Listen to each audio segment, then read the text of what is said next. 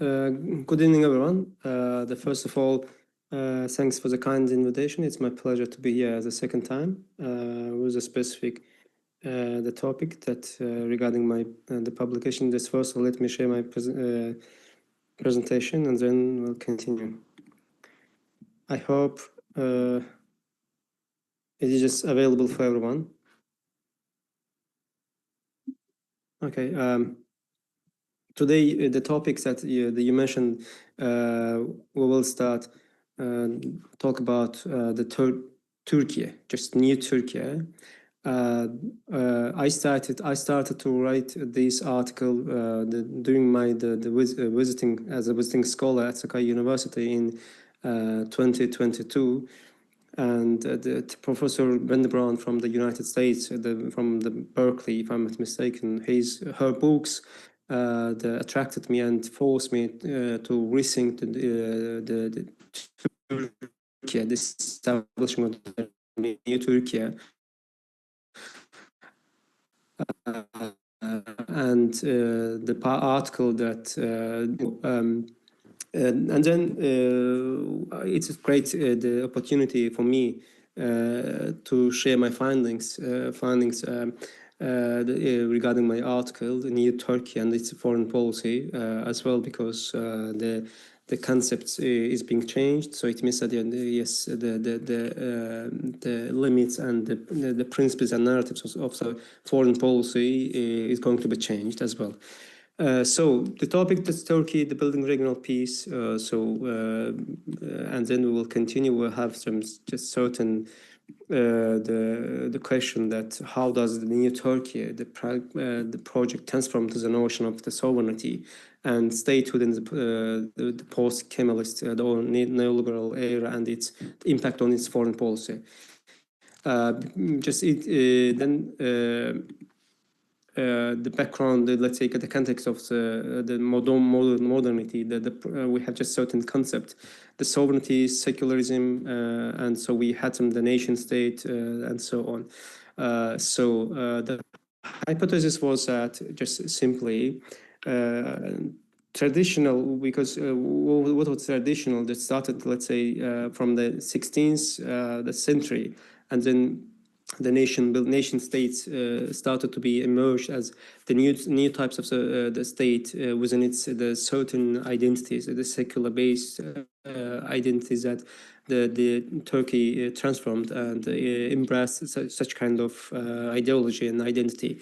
But however, the hypothesis of this study, the work, was that the traditional secular the nationalist, the citizenship no longer adequate in the 21st century, where we have some different kinds of the new principles, new challenge as well. So in terms of technology, in terms of immigration, in terms of climate change, and so on.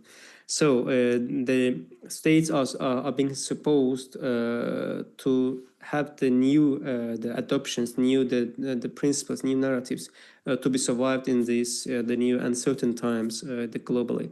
So neoliberal order erodes the sovereignty, but simultaneously the strength in the states, because at the beginning of the process, in, let's say, it started in 1980s, at the end of the 1980s, when just neoliberal order started with a postmodernist approach to think beyond the nations, beyond the states, and so on. But however, at the end of the day, we will see that yes, states they came back to the stage as a main the power.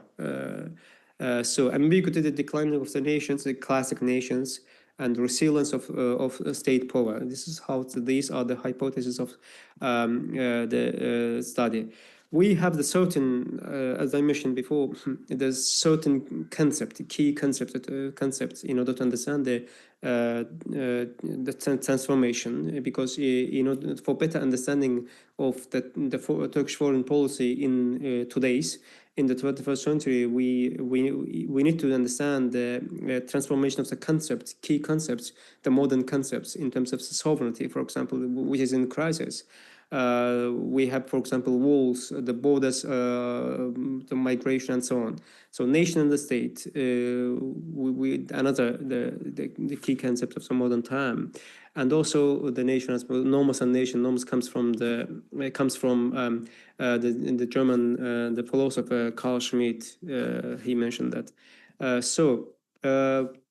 Turkey's transformation, as we know, the Turkish Republic emerged as a long-term struggle, the national struggle against invasion, and then under the Atatürk's, the founding leader of the modern republic, the Turkish nation established a new the republic. It was a new republic where the secular national identity emerged as the main priority. Main priority that the academic studies conceptualize this the ideology. Then the Kemalist the approach to the nation building process, state building process, or maybe historiography as well, which was that the Kemalist the ideology that embraced or prioritized the secular principle against any kind of conservative approach and so on.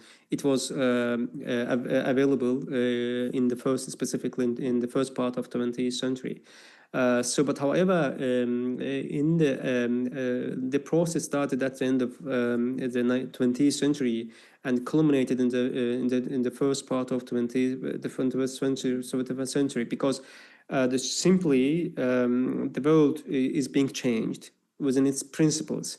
For example, the John Locke's the main book, the two treatments on the government, which was considered as the Bible of liberalism, for example, the principles which was identified, the conceptualized in his book are not available. For example, just simply the liberal narratives, or the liberal universal and the mega narratives, the principles are not available even just in liberal oriented countries, the systems, for example. So it's not difficult, it's not possible to find the individual oriented the system anymore, because the world is being changed, and its principles and narratives as well. I mean the liberal mega universal narratives. And also then Turkey started to become as a new regional the country, regional center, we can say that. So started to leave